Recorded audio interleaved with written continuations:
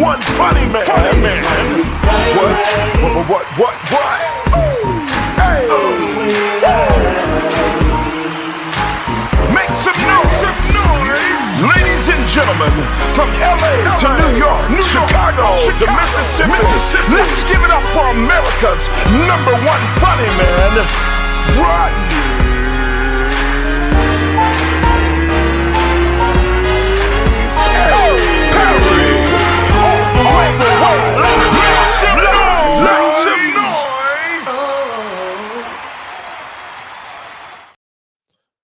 Hold on. We got to do that. Hold on. Turn that off. Hey, everybody. It's your boy, Rodney Perry. You're tuned in to Rodney Perry Live, and we are indeed in full effect today. Welcome to the show. I am the man that had the idea. That is the reason you're here today. Thank you for popping in. I really appreciate it. Victor Marshall, got a question for you today. Man, first of all, thank you all for coming to this show on a daily basis, especially the faces that I see every week, every day. But, Miss Alfreda, how are you? Victor beat you today, Alfreda. How about this? We put up the one-man show this weekend, and I couldn't be prouder. I could not be prouder of the people that came out, the friends, the family. I mean, people that I've known for many years. Chief Ware, who I know 25, 30 years. He was one of my Navy shipmates back in the day. Belvia Latier came out. Joe Byers, Marvin Hunter, so many good folks. My agent, Guinea, my other agent, Patty Gill. Such a great turnout. And man, it's hard to get people to come out their house, especially when it's raining. But enough of that. We'll talk about that a little later. Welcome to the show this morning. My co-host is in the building. She's looking fantastic.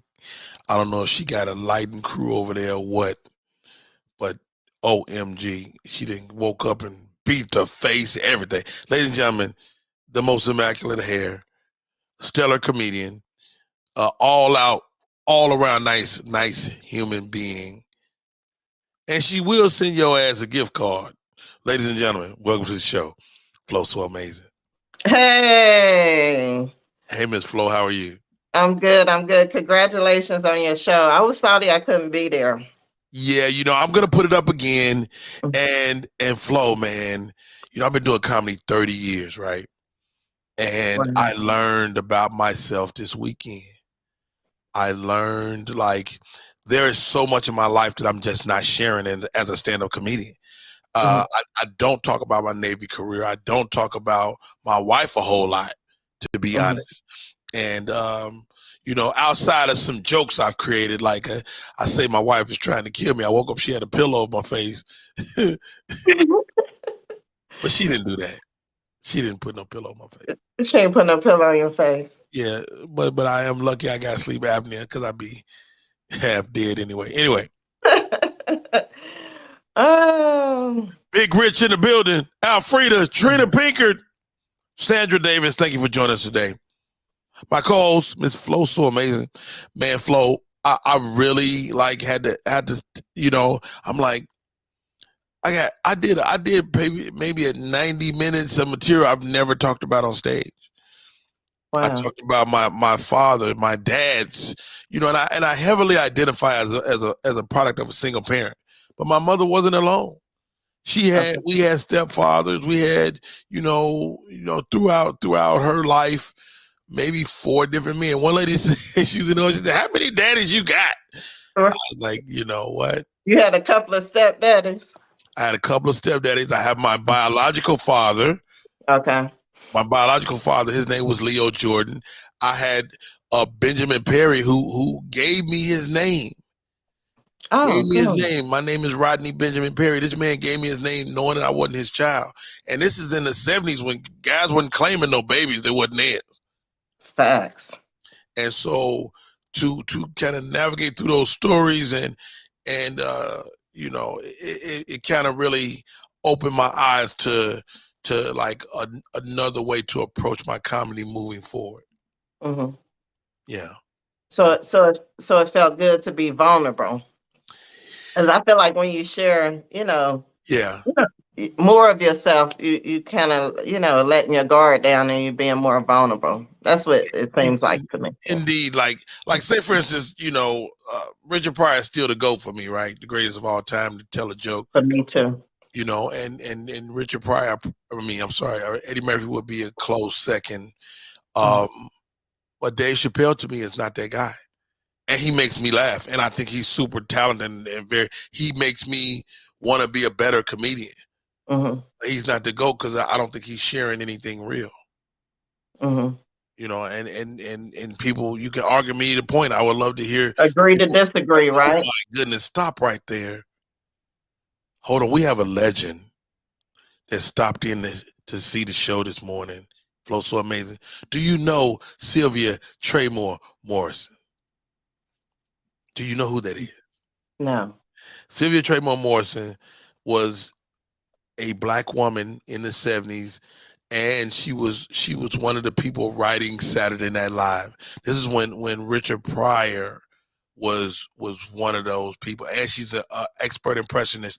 Sylvia, if you see that link I just put in the chat, grab that link and come in and say hi this morning if you can, because I know you may or may not be able to. Thank you guys for tuning in. My name is Rodney Perry. That young lady is FloSoAmazin. Flo, how are you? I'm good. I feel better. I was battling the flu these past few days. So the flu, because that COVID be looking like the flu sometimes. It could have been the COVID. It could have been COVID. I didn't go get tested, but I feel like it's the flu because I had COVID before, and COVID felt a little worse. COVID is different, man. COVID is, to me, you really feel, first of all, COVID is lonely as hell because you got to stay by yourself. You got to quarantine. But COVID is also, it's your breathing, No, I don't have any. And the flu feels, like you say, a little different. So you look great. Thank you. Thank you. You gave me enough time. 10 o'clock was perfect. 10 o'clock was perfect. I moved the time, and I'm going to tell you why I moved the time. Because we were on from 9 a.m. Eastern to 11, and I found myself rushing back to the house every morning to be on.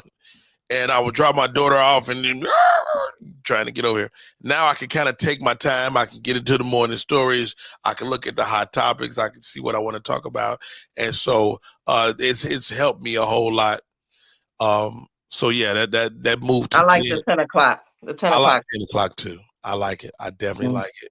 So I was reading, Flo, and I thought about you as I was reading this. Well, I saw a video. That's a lie. I didn't read it. The young lady was talking about that she feels triggered when she hears women talking about being submissive. Where are you? I mean, we're both married people. Where are you on submission to your man and or what am I trying to say?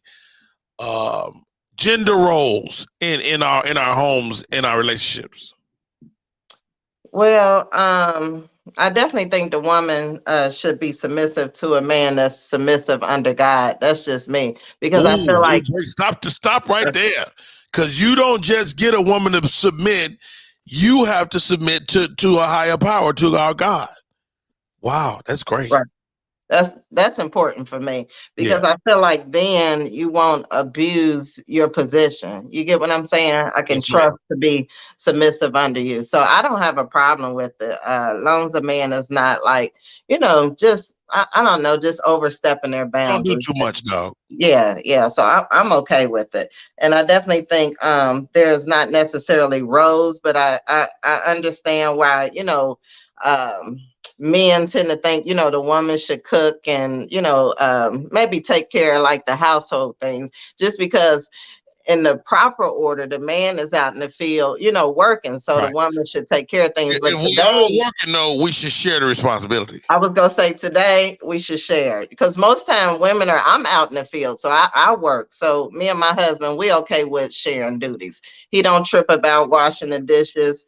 I don't trip about cutting grass, but I do wait to the last minute hoping he can get to it.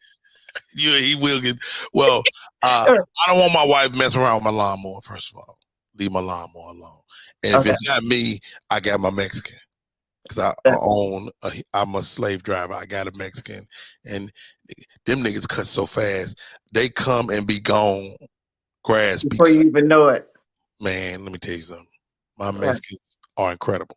So, but my wife don't touch no trash. Right. She don't touch no trash. To me, that's a gender role. Like my job, if it wasn't me, then my son would have I to was be gonna here. say that. My son take the trash out. I don't touch no trash. I don't touch no trash. You shouldn't. Mm-hmm. Matter of fact, ladies, if you in a house with a man that got you taking the trash out, you in the house by your damn self. That's what I feel. I co-sign that. You know, what else falls under those roles? Like, I don't expect my wife to wash all of this, but I'm not gonna be doing that shit a whole lot. Right.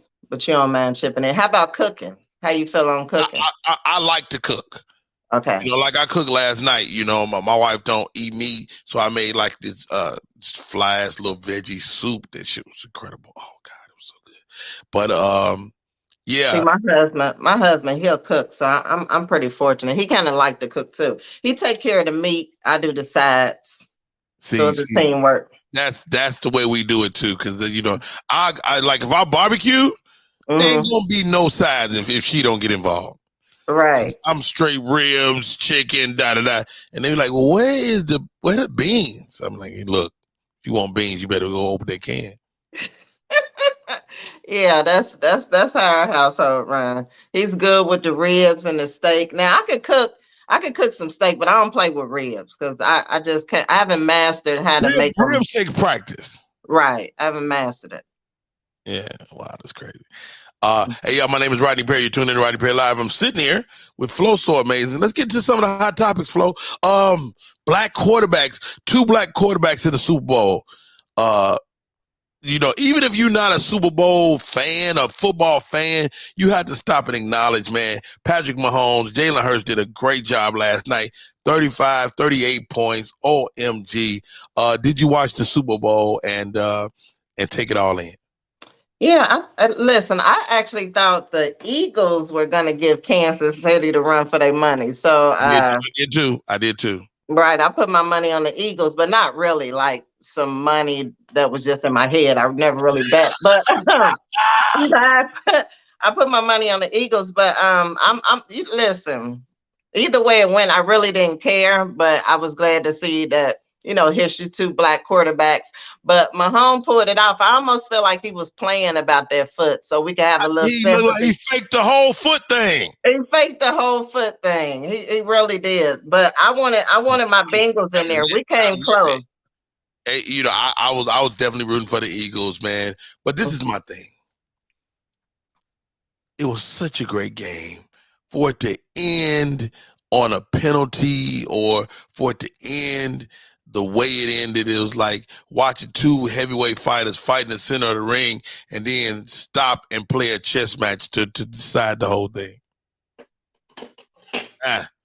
Anyway, shouts out to the Kansas City Chiefs. Well done, guys. Y'all got it done. I know my homegirls happy. Ursula and Kim.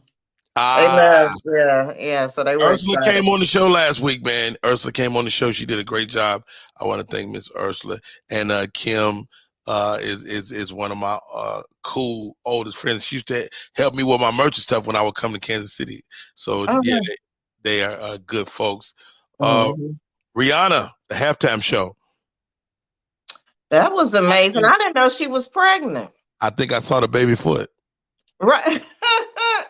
Right. She looked good though. I said, look at her up there. And she held up well to be pregnant. I was a little more lazier than her. Had quite less energy. So yeah, she did her thing. Yeah. So what did you think? Like somebody said them little white characters was ASAP Rocky's sperm. That was hilarious. I loved it because he ASAP Rocky for a reason. Because they just dropped the baby, right? They just had a baby. But you know what? I like when kids are on top of each other because they have each other to lean on. Grow up together. 1, 2, 1, 2, 1, 2, like that. Mr. Hamlin was there, the guy that got injured that had the heart injury on the field. He was at the game in the box. It was great to see him, just enjoying life. Wow, He's a that guy, miracle. he is an absolute miracle, and he thanked his medical staff, all the people that helped him get back on his feet. Shouts out to Hamlin. He was sitting in the booth next to Roger Goodell. And do you think he'll ever play again? I don't think he should ever play again. Really? Yeah. I mean, he's such a young man, though. It's like.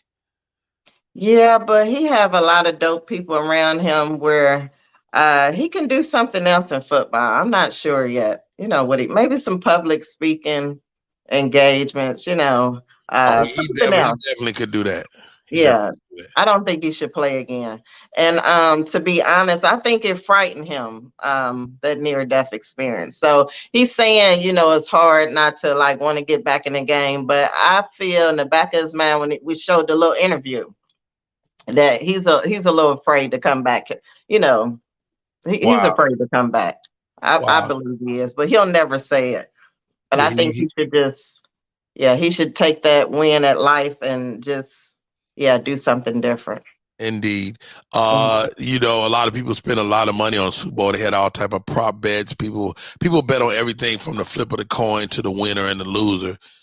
But did you see this video? Hold on. This thing here.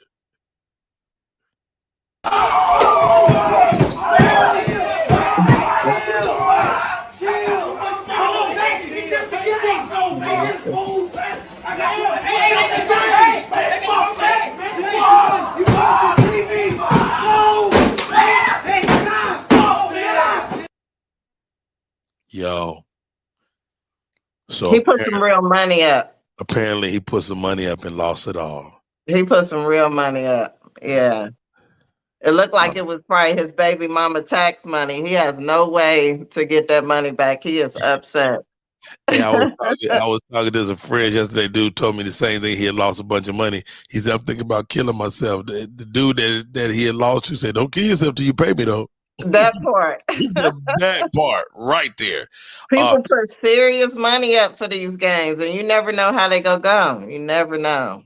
That is an absolute fact. Hey, y'all, my name is Rodney Perry. You're tuning in to Rodney Perry Live. I'm gonna take a break, but this is what I'm gonna do. FloSoAmazin. I talked to Ursula last week, and this week I talked to my friend Melanie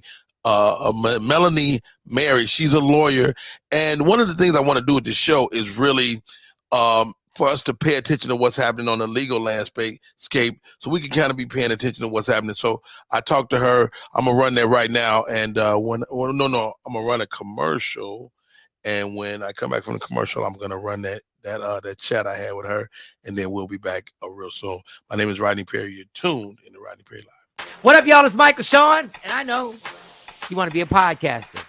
You want a successful podcast. You want to give your views and opinions, but you just don't know how to do it correctly.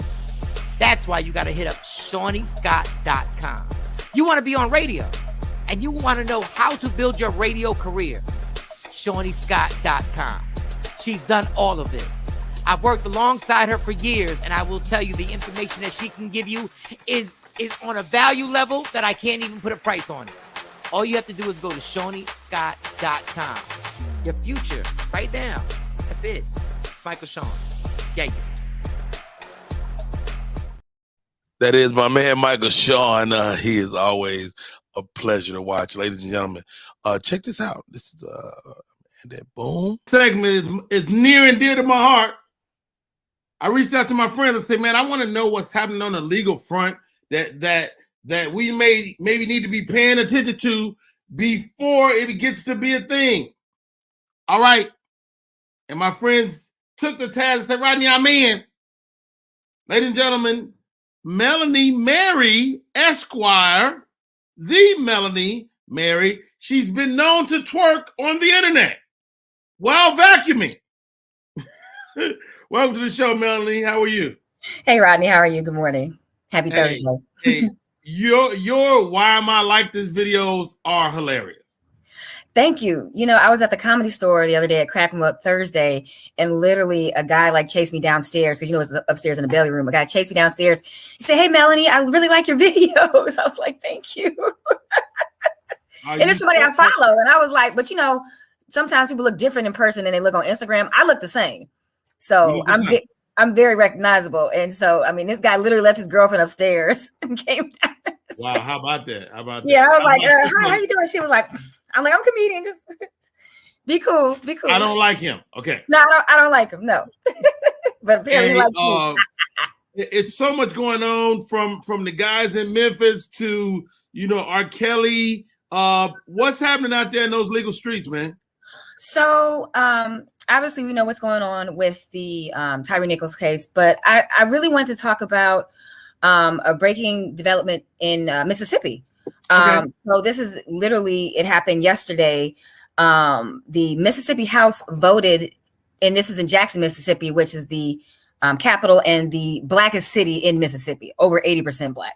Wow. The House, basically, every state has a House and a Senate, just like the Congress, right? So the Mississippi House voted to create a whole new judicial system where it's only white people, where they're appointing a white district attorney, white judges, white police officers to police a certain area of Jackson that is majority white. And this passed by a supermajority in the House. So if this bill is signed into law, basically it gives the governor the opportunity to appoint judges, another district attorney, assistant district attorneys, police, and appoint. So most of the time, district attorneys and judges are elected.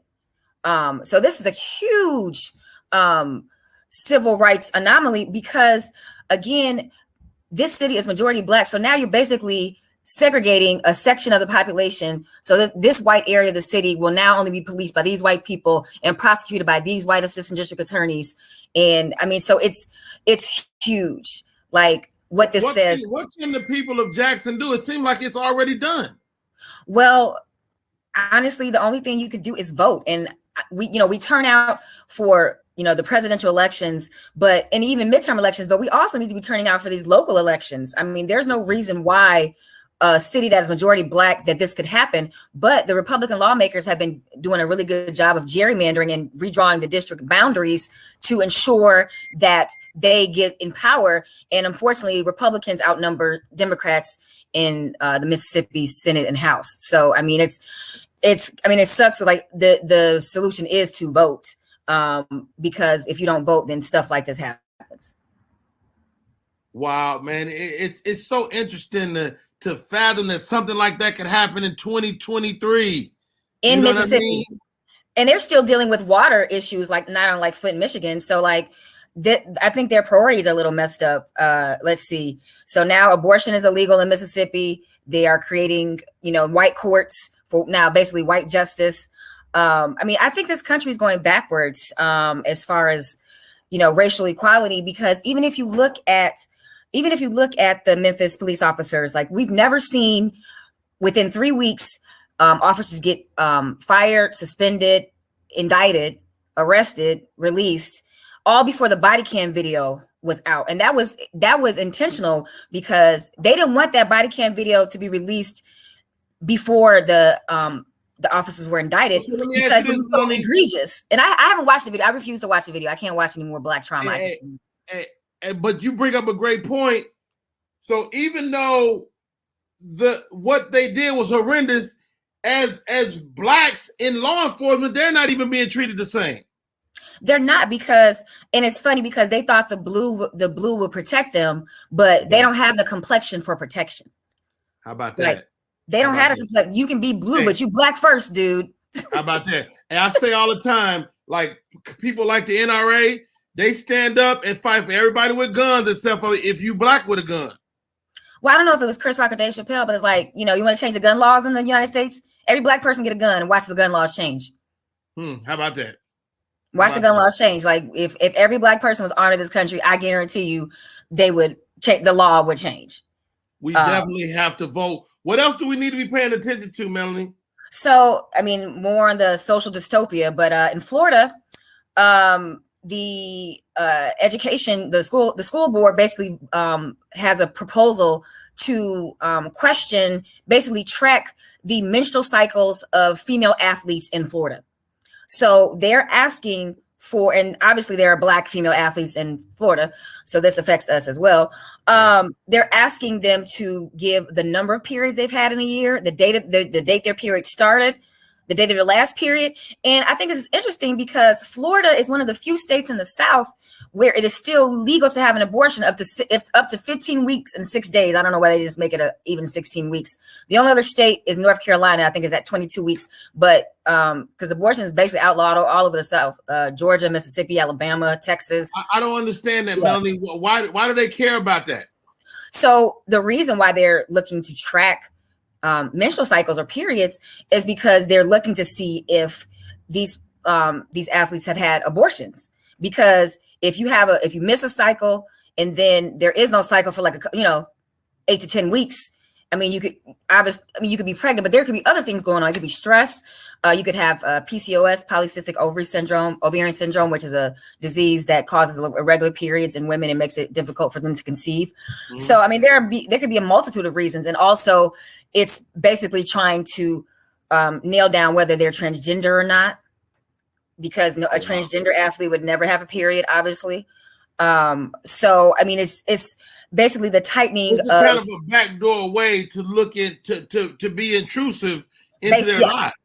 Absolutely. Wow. But like, I mean, we're turning into like a socialist or communist state. Like, I mean, we're going to be China pretty soon. I mean, we're worried about Chinese balloons, flying over the country, when in our own country, we are, I mean, we don't need Chinese balloons. TikTok spies on us already. Shoot. I mean, there's no reason why TikTok. How about this?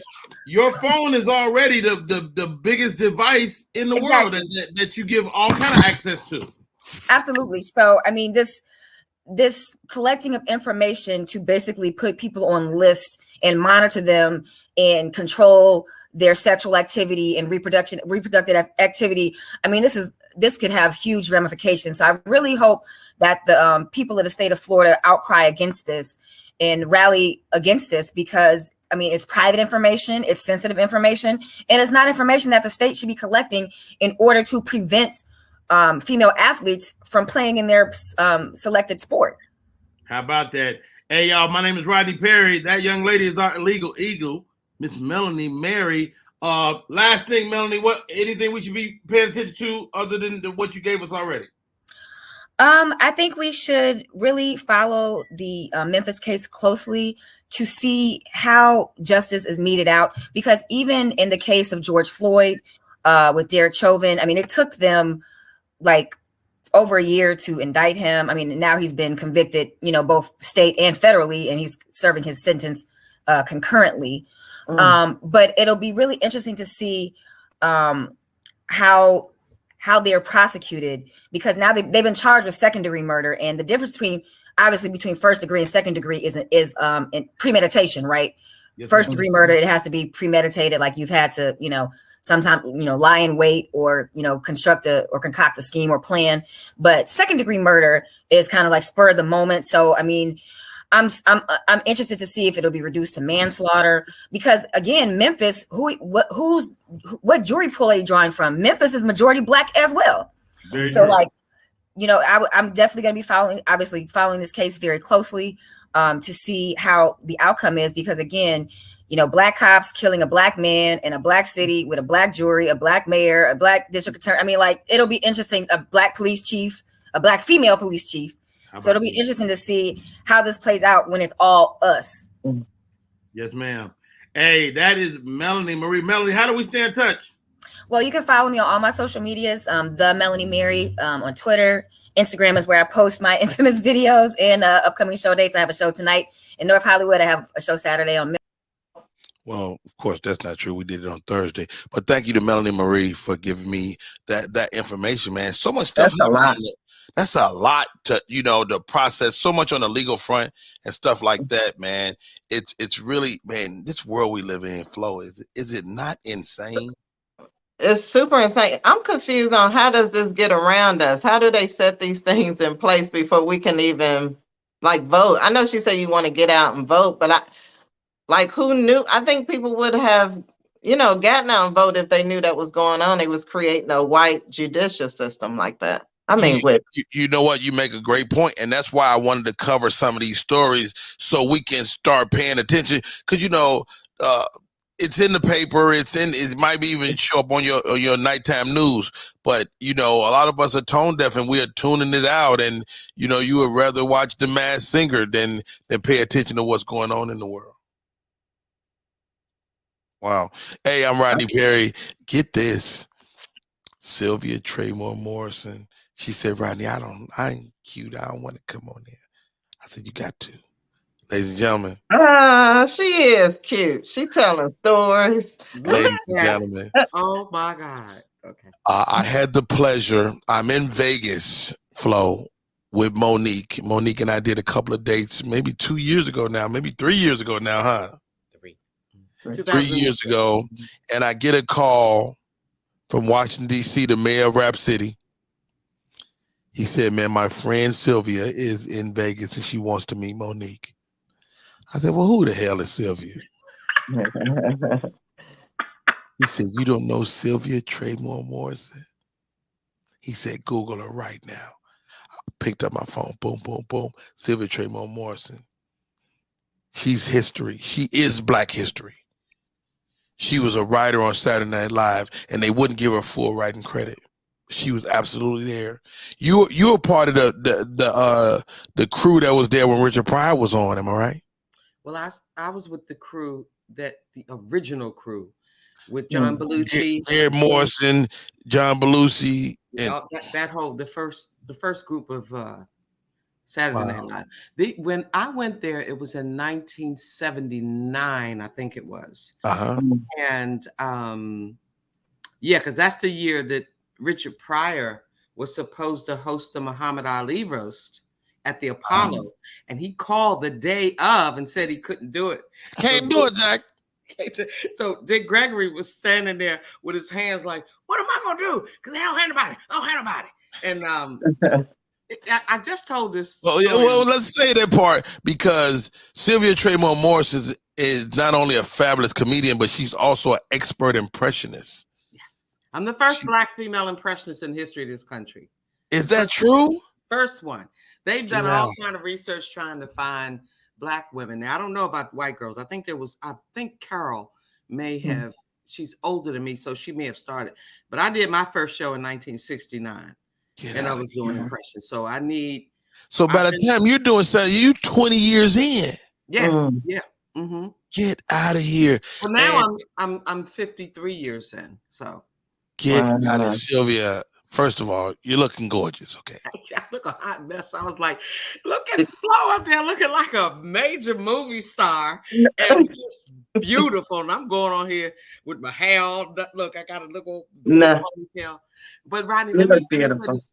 If it's okay, I'd like to say this because I can't stay long. But what I want to say to you is I don't get a chance to thank you often enough for the role that you played in my life as well. Because when we were in Vegas, and you told Monique that I was there, she first of all, we went to eat. You and I went to eat and we talked. Yes. And you told me in the conversation, you said, "Oh my God, Sylvia, Monique is going to love you. She's going to absolutely love you." And she's a student of history, and people don't know that about her.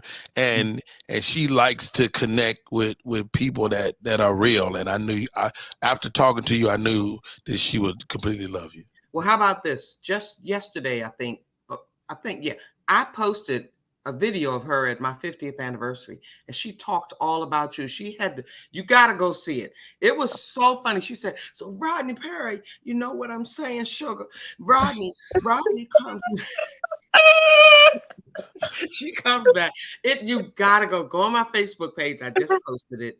The first half of the whole video is about Rodney Perry.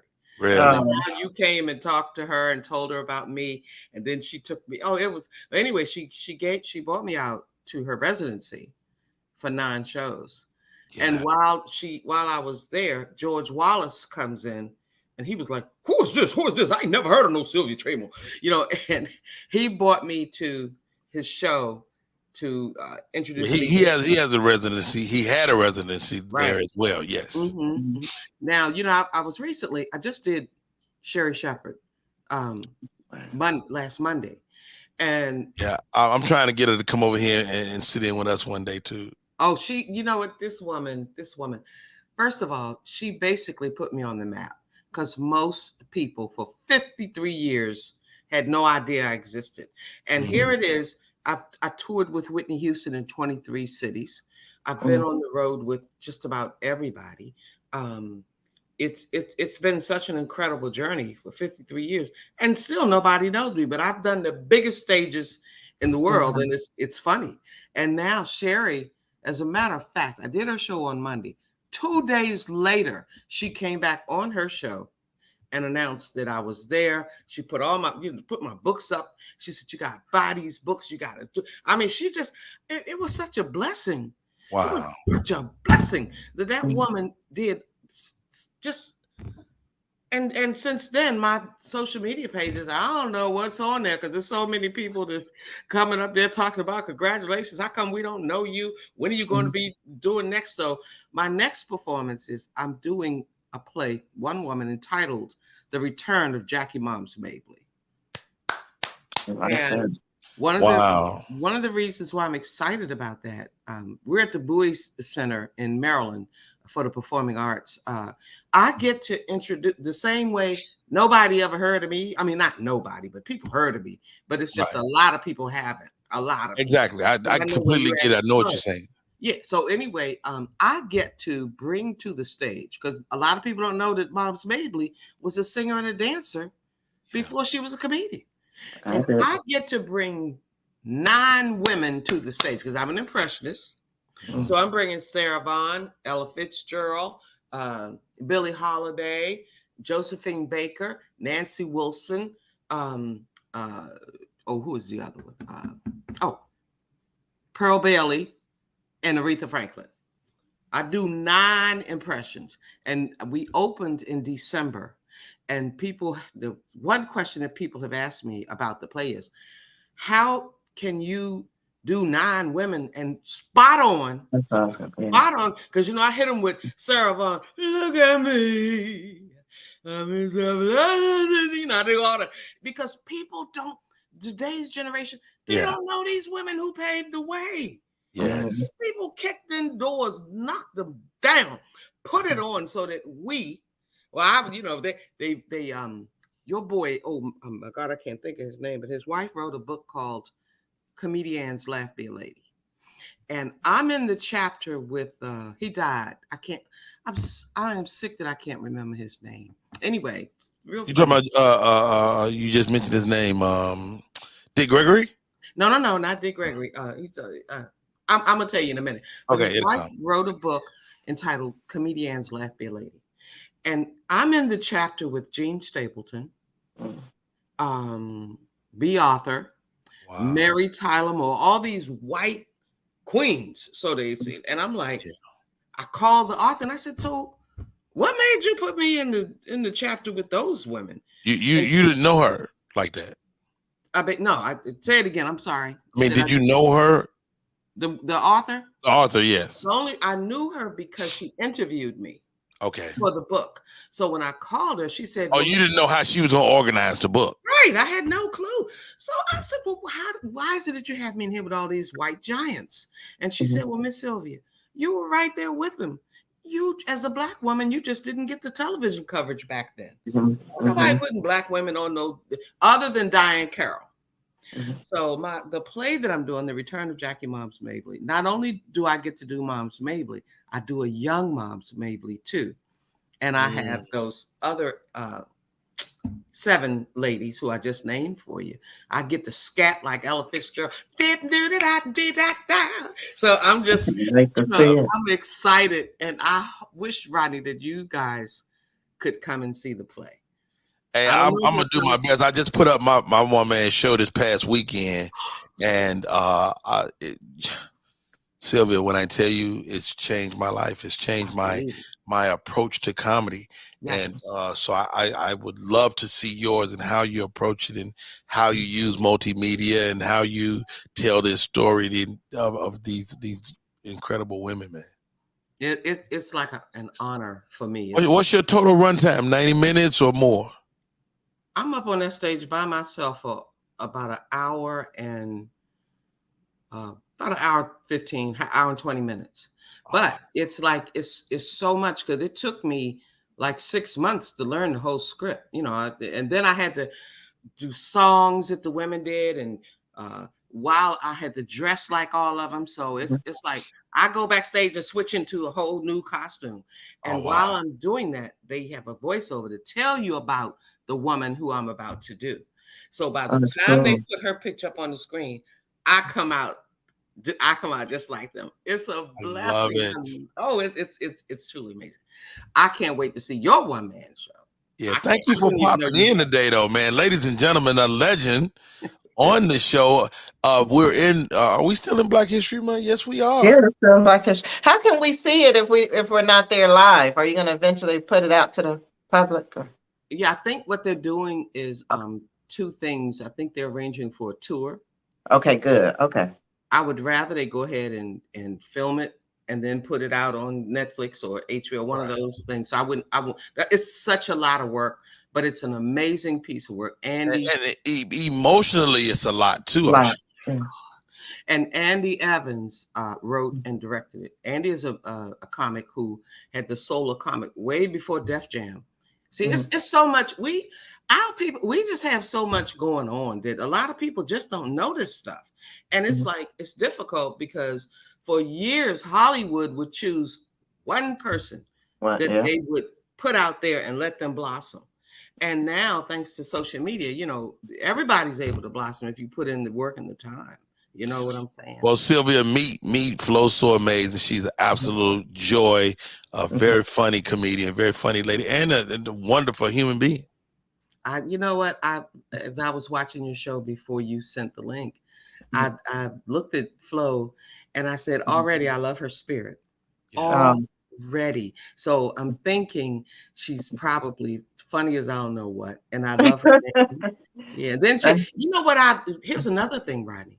You know, at one time, and this is, I know I'm gonna get a lot of pushback on this. I know a lot of people are gonna push back then. But at one time, oh God, Lord have mercy. Okay. Oh, you going? Okay, I'm looking at Flo. You halfway there now. I'm looking at. She gonna tell it. I gotta say it. And look, Freddie Ricks told me, he said, Miss Sylvia, you can say what you want. After 50-some years, who gonna bother you? Who? What they gonna do? Fight you? Come on. But I'm looking at Flo and I'm thinking to myself, oh my gosh, she's so beautiful. You know, there was a time that if you were beautiful in comedy, they would kind of like drag you. They would. And when I first started why do you think that is or was? There's a lot going on in the comedy world. And I'm not saying this because this is exclusive to Black comedy too. Because like white girls get to walk on stage and be cute and talk about sex and nobody even questions them. Exactly. And when I first started doing comedy, I couldn't wear pants. At that back and during that time, you know, that's why I'm such a clean comic, because we couldn't curse on stage. You couldn't go up there and say certain words, you know, it's just, you just couldn't. So if you were like, they never took me serious because, by the way, Flo, when I was like a young girl, I was a bad little sister. Come on now. I was like I was doing Tina Turner, and Tina Turner was checking me out. You know what I'm saying?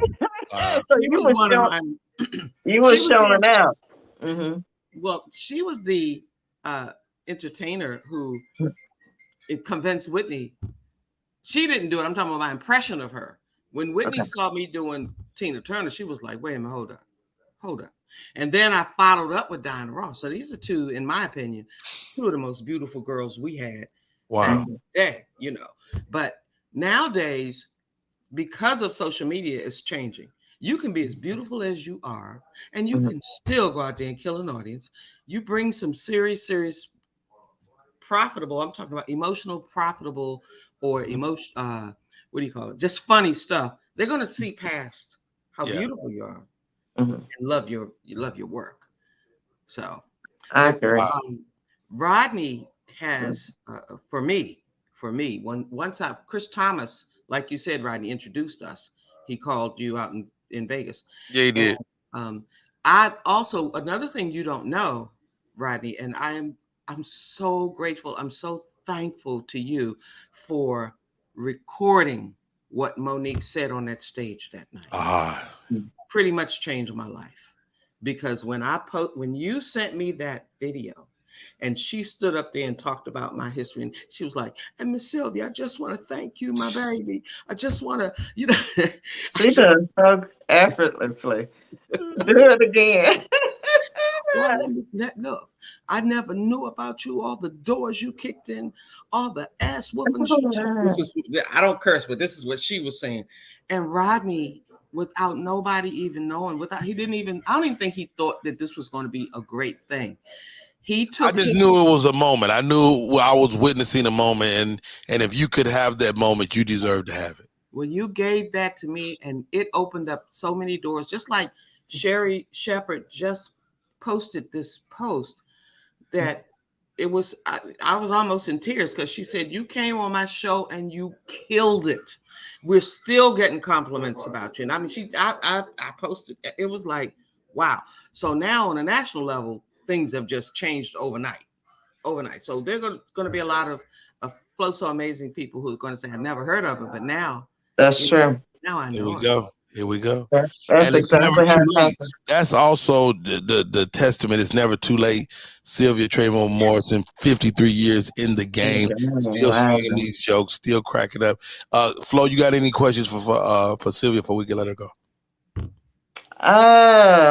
No, you're just a beautiful person. I appreciate you taking the time to come up here. You have an awesome spirit as well. And I'm excited to see you still going strong. 53 years in, right? Yeah, and you know what?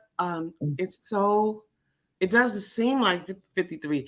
Now, don't you think for a minute that for years, I mean, for 50 some years, promoters, people in the business, it's been such a hard journey, but it's almost like God always says, you know what? They're treating you like this. I got you. I'm gonna put Wanda Sykes in your life. I just hooked up with Wanda Sykes. And she Won't he do it? Won't he do it? What? Come on now. So thank you, Rodney, for having me. I'm just thankful for having me. Thank you for being willing to be our beacon of light. Thank you awesome. very much. And I have to make sure I follow you. Yeah. How do we stay in touch? Oh, you can get in touch. It's Whitney Houston. No, let me stop. I'm at Sylvia T. Morrison on most of my social networks. I haven't gotten into TikTok yet. I'm still trying to figure out Instagram. hey, you might want a TikTok, man. Goodness gracious, they're all out there. They said they actually released a gospel recording of Whitney. Did you see this, Flo? They released a series of songs Whitney recorded, gospel, and the name of the album is "Hold My Rock." I miss her so much. That's hilarious, is it? You hear Rodney talking about the name? That's why I heard him went past it, because I didn't want to laugh, because I'm trying. I know he ain't right. I'm not laughing. I'm just telling you that's the name of it. That's the truth. I don't know. Okay.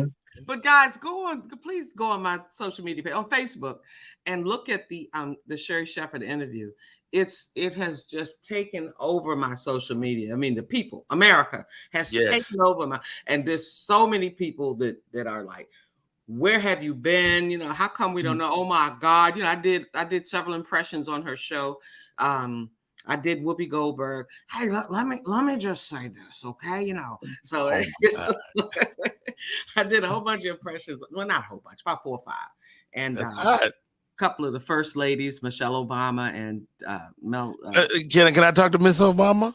Well, she doesn't. She's too busy. All she does is comes out and waves to the crowd. So I can't think of Karen Hunter. The Karen Hunter show invited me. I'm doing something with Karen Hunter soon. Oh, she is Rodney. She is bomb. She had me to come on. She said, Miss Sylvia, you just did on my show a whole wardrobe change with a comb. With a comb. Because I take my hair loose and I fix it like Michelle Obama real quick. So I can't do it right. I can't. I don't think no worries. Okay. Well, thank Sylvia, you. thank you for coming on, man. Okay. I'm gonna see y'all. Thank you. Thank Nice you. meeting you, Flo. Nice meeting you too. I can't wait to work with you one day. I'm sure we'll cross paths because I'm in it forever. I'm in it. I'm like Betty White, but I'm gonna make it to 100. I'm gonna make it to 100. Good for you. That'll be good. Betty White didn't make it to 100? No, she was 99 and a half. Yeah. Yeah. She was close. Hey, when they tap your ass on the shoulder, that's your I last know. day. Your time is up. So thank you, Rodney. And look, I got a chance to say thank you that I never got a chance to tell you thank you for you. I talk about you all the time. You owe me nothing, man. I know. And I knew you were going to say that. I try to be obedient when God say do something, I do it.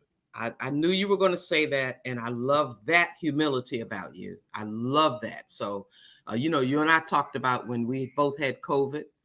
I wrote a book about it. Me, Satan, God, COVID-19. But that's yeah. So anyway, thanks a lot, and I'll see you guys. All right, Sylvia, be good. Okay. I see you soon. Wow, Sylvia Tremont Morrison came She on the looks show. amazing. She only look about 55. She look good. She don't look no damn 55. No, I mean, I'm talking about. She looks good. Sylvia. She looks great. Yeah, it don't look like she's been in the business. I'm 52. So I mean, maybe she not much older than me. First of all, Sylvia Tremont Morrison. Okay. Hold on, Flo. People just be popping up. This dude got married last week. Hollywood Hopgood, you in the building? What's up, bro? Where you at, man? I don't like you moving in different locations. Where the hell? We can't hear him. We can't hear him. You on mute, man. You got your arms folded up, trying to flex. Trying to look. Look.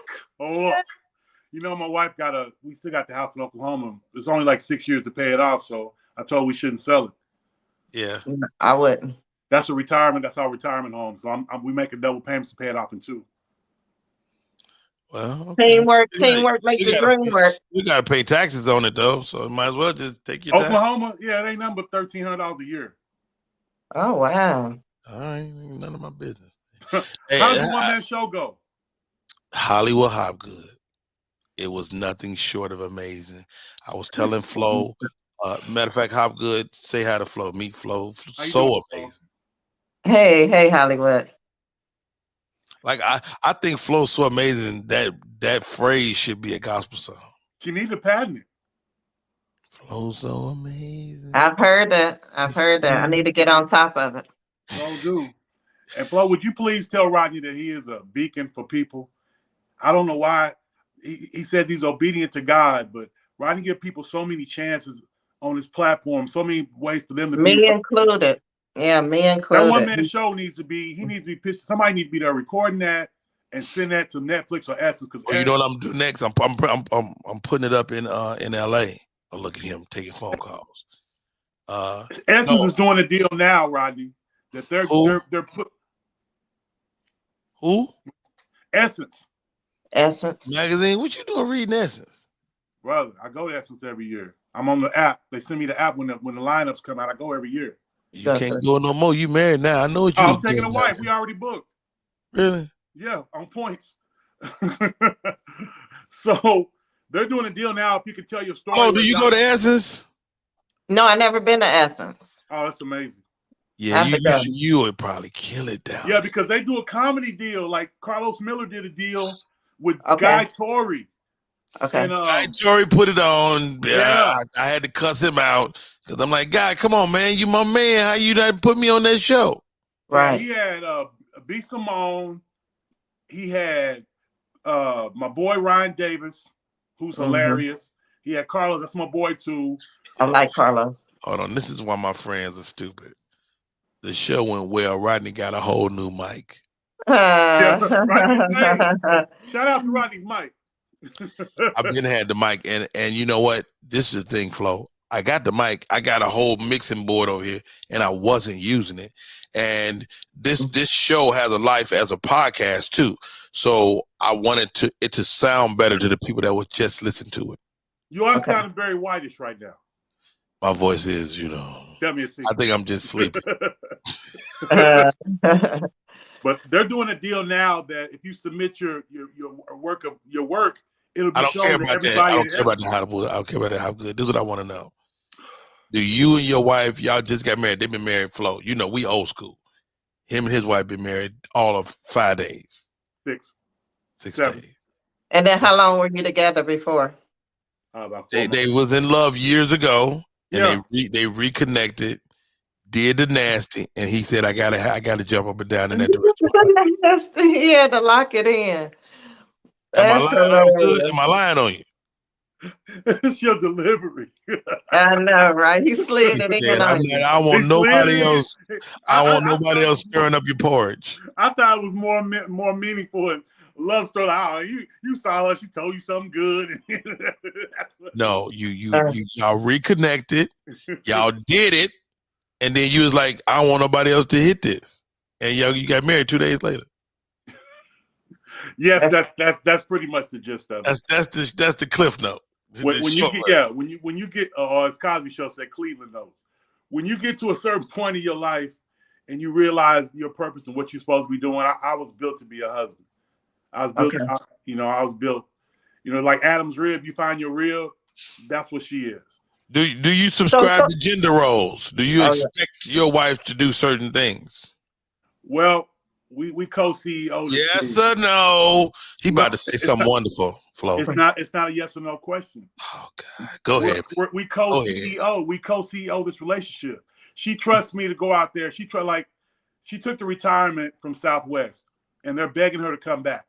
And she said, "Well, do you want me to come back?" I said, "I want you to do what makes you feel good." I said, "We have a family business that sustains our lifestyle.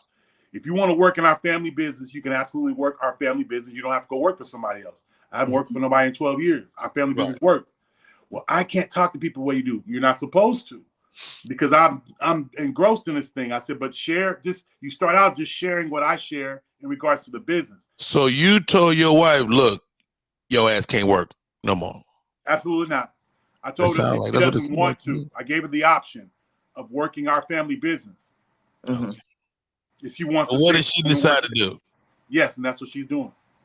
Working a family business. Family business. You can make more money being an entrepreneur than you can working a 9 to 5. I agree. You ain't said nothing slick to a can of oil. I'm king entrepreneur. Louisiana woman sues the state senator for blocking her on Twitter. Talking about, she said, "Look, that you're a public person. How dare you block me? I would block her ass again. I would unblock her and block her ass again." They gonna hear that bull crap in court and throw it out. Flo, what's your thoughts on that? What's your thoughts, Flo? You can block whoever you want to block. Yeah, you can block whoever. I'm about to block my mother-in-law. Wow, how about that? Dang, not your mother-in-law. You just got in the family. I know, but she be telling me, does he ever sleep? And my wife goes, no, he's always posting about that business. That's gonna run him ragged. I said, yeah, it's gonna keep me out the poorhouse too. Why she all in your business? Yeah, I'm saying we just met 2 days ago. I mean, come on. And you already ready to block her, huh? I hear you though. You protecting your space. Don't question when I'm trying to feed my family. Your dog, how good. Stay right there. Stay right there. We got a request for you. Somebody said, do Hopgood got any brothers? Yes, I have 3 brothers. One of them we're not gonna speak on because that's my daddy's birthday. One is a chef. He's on Facebook. You can see him, Brent the Food Dude King. He's a culinary genius. Rodney, if you ever come close to Oklahoma, I'm gonna have him do your whole green room. You ain't gonna have to pay for nothing. It's gonna kill you. Lay it out. It's amazing. And then there's I got an older brother, and then there's me. Okay, wait a minute. Stay right there, Mr. Hopgood. You, Flo, Hopgood said he cook, but do you clean? No, my wife does that. She's OCD. So what I try to do, because I've been so used to being in my space and doing stuff my way, I receive. You learning her way, right? I pick up after myself way more. I like that. Keep up after yourself, then it stays clean. Right? Don't just. She keeps it tight. She goes. I tell my wife, look, I can stand it being dirty longer than you. Yeah, me too. That's the same way So with me. your ass, you better get it, because I walk over shit for 6 months. But remember I told you my wife went through my closet and redid my whole closet while I was asleep. Candace say she want to Candace Kids TV says she want that chef brother. All right. Oh, go on Facebook. Valentine's Day tomorrow, Flo. She trying to get her date set up. Valentine's Day tomorrow, Flo. We know your husband gonna get you something fly. Yeah, Brenton. What are you gonna get him? That's a good question.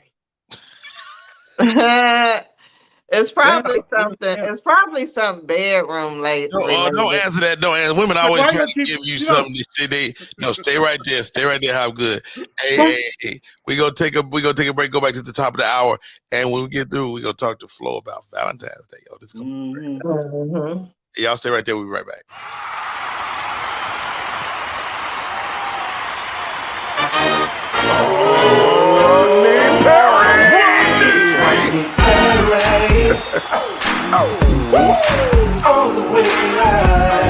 Get ready for America's #1 funny man. What? Hey. Make some noise. Ladies and gentlemen, from LA to New York, Chicago to Mississippi, let's give it up for America's #1 funny man, Rodney.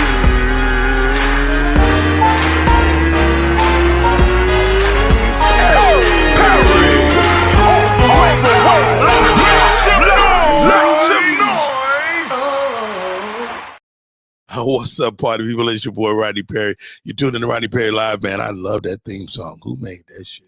That shit's incredible. Thank you for tuning in today. Thank you to the audience, the faithful, the people that always pop in every day. All my nieces and nephews. You can't be Uncle Rodney without nieces and nephews. Hey, thank y'all for coming in. Appreciate y'all. Granny Wowzers says, even when I have a man, I'm not into Valentine's Day. Ooh, God, my bad, Granny Wowzers.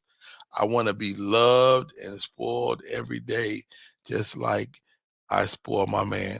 Yeah, but sometimes people need to stop and really show some love, but I get that. Naomi Moy, I see you. My guest is coming in in a few minutes. Najee Good. Najee is a Philadelphia Eagles Super Bowl winning linebacker from 2017. He'll be on the show to discuss the game yesterday. Appreciate you, Mr. Najee. He'll be in a second. Who is this? Oh, let me get that chef brother. All right. What you say, Marie? Marie says, because of what I do for a living, I would love for a man to say, stop working. Oh, goodness. What you do? What you do for a living? You can't give us that shit, not tell us what you do. All right. With that, ladies and gentlemen, joining us today, my co-host, what Andromeda talking about? I know this young lady didn't say something silly. I'm not into commercial aspect of Valentine's Day, but I do love the thought of being loved on a little extra for a day. Oh, that was sweet, Andromeda. Get out of here. All right. Ladies and gentlemen, my co-host for the day, the lovely, talented, FloSoAmazin. Flo. Yes, Valentine's Day. Valentine's Day, Flo. So, I don't know. This is what we should do. Let's make a top 10 Valentine's Day gifts. Let me get Hopgood in here. Andromeda, come on in here. You can help us too.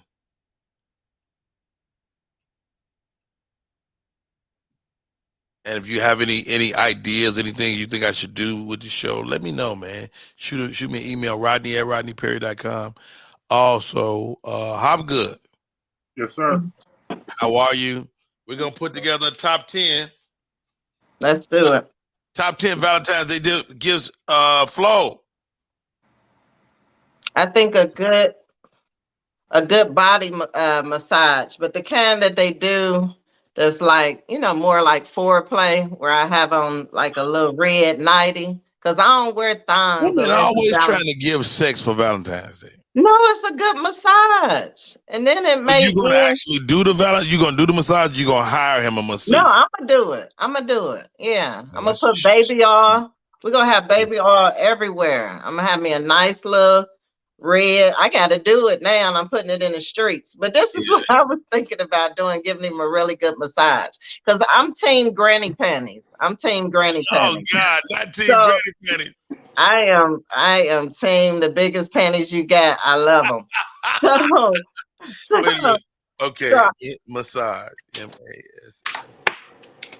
yeah, really All good. Full body, full body. Full body. So you're gonna even them little crusty toes, you're gonna get all down up in there. All that. And then it's gonna end with suction cup, but we're gonna let that go. But Suction cup. I don't even know what that means. What is that? that's my nickname. That's what she called. I'm gonna let it go. But it's gonna be a really good massage. Wait a minute. That's my nickname. Yeah, I'm his sweet little suction cup. But it's gonna be a blessing. The massage is gonna be good. How many years y'all got, Flo? 22 years. 22 years married. And you still got a nickname? Get out of Yeah. here. I love it. I'm good. You newlywed, man. What you doing for Valentine's? What's your top 10 Valentine's Day gifts? Let's go. We have reservation for this exclusive restaurant in Dallas. So y'all going to eat. Y'all going to eat. Y'all in Oklahoma. Y'all going to drive down to Dallas. No, we're going back. We live in Dallas. That's right. You're right. I'm tripping. So we're going to go to the restaurant. I got some out to dinner. Out to dinner. Dinner work. And I have her the 2 dozen of these 5-foot roses coming to the house. You got one. We putting together a top 10. Okay. Dinner. I love dinner. I'm gonna give you 3. I'm gonna give you how many 5-foot roses? Mm-hmm. Mutant. I don't think I've seen 5 foot. You said 5-foot roses? Well, I'm sorry, 4 foot. I got the website. I'll send the link in. Okay. So they actually stand on the They're that tall. Yes, yes. And I ordered the vase separate, so they'll come the same day. I'm about to say that vase. You got to have a vase, a big ass vase. Mm-hmm. All right, ladies and gentlemen, one act drama. But I was gonna say flowers, but he already said that. He did. So I don't like anything that you weren't gonna say no 4-foot flowers either. I know. No, don't buy me 4-foot flowers. Yeah, how tall are you, drama? You ain't but 5'6", right? 5'2" She'll feel like she in the fields. Right. Okay, drama. You got number 4. Let's go. I wouldn't say chocolate. Everybody, whatever their favorite candy is. Favorite candy. My wife likes dark chocolate. What y'all like? I like dark chocolate strawberries. Ooh. You want some Skittles? It's my favorite. Skittles. Mm-hmm. That's why I said everybody don't like chocolate. So why buy chocolate if you know my favorite is sour? You show up in this house with some Skittles, they're gonna throw them shits back at you. My wife likes Reese's big cups, and she likes the Starburst jelly beans. Okay. I guess. The Starburst jelly beans off the chain, man. I don't like flowers. I like flowers, but I don't like them as a gift because they're going to end up dying. So I've never been a fan. My husband used to try to get me roses, and I'm like, take me to Papa Do's. I know the food I do is fuck with Papa Do's. That is my spot. Yeah. Now, wait. You can preserve flowers longer. You know how to do that, right? That's the problem. Okay. Those are you cut the leaves off the stem. You cut those leaves off, and you cut the bottom at an angle before you put it in the water. And you can put a little aspirin in the water too. That'll make them last for another. I mean, you can keep because I used to be like that. I was like, I'm not getting my wife no flowers because they die too fast. But you can make them last for like a 2 or 3, like some nice weeks. Okay. You see that rose box, Rodney, is supposed to last for 6 months to a year. Some crazy. Man, that shit creepy as hell. So I bought that for my wife last year. It was a little box. It had roses. That shit's still upstairs. Grown. Oh. Them roses is still there looking at my ass like, nigga, we ain't never leaving. I was like, I don't mess with it because I feel like the box is haunted. I started to get that. That's a dope gift. I got it, and that shit never died. Okay. And it's real roses. So what they spray embalming fluid on it? No, I Ancient Chinese don't know secret. what they put on it, man. Ancient Chinese secret. Grand It's a Diva Chinese- says she wants some silk flowers. Ooh, that's Oh, cute. okay. See, I don't want my flowers that long. I want you to have a reason to have to buy me some more. How big is them glasses? You imagine having The that. Why you want some flowers? Them flowers in there. It's good enough. I bought them 9 months ago. It's good enough. All right, Candy says she want that Ferraro Rocher. Oh yeah, that's a good chocolate. I don't like them little coconut things inside that mug. The texture, yeah. All right, we got 5. We're back up to you, Flo. We still top 10. Valentine's Day gifts ideas. I don't know. We could put you can play some type of I don't know, card game. Let him choose. I would make up like some card game. I think that's fun. Some interactive. First of all, this is another ploy for sex. Let me tell y'all something, ladies. Flo may have a point. How you stay married? How you stay married without sex? Oh no. I'm saying you need to go buy something, Flo. I would need to go buy what? Something. Pay for the Brazilian for the sex. That's about something. Hold on, that ain't bought nothing. You can't get no wax for the. You know what? Y'all quit regifting. Okay, Brazilian. You said it's called regifting. Yeah, I could have got that. I got that Friday. Yeah, why you don't regift? Okay, y'all consider, but it's special attention on Valentine's Day. It's another level. Okay, you done already done the suction cup. What else? Yeah, you wedding night. Maybe she give you 10 minutes instead of 5. See? 10 whole minutes. Boy, y'all cold blooded. We cold blooded. My guest is in the queue. We got Okay, to get to the bottom of this. Some Valentine's. Let's do some Valentine's boxers for him. Boxers, some draws. Men always get practical gifts. Boxers, draws. Boxers are nice. That's because y'all don't buy your drawers. After y'all get See? married, y'all First stop of buying all, drawers. my drawers ain't comfortable till they got a dookie stain in them. That's why and a couple of holes in them. They'll keep them. Now you laughing at me. Hopgood, next on the list, what? Top 10.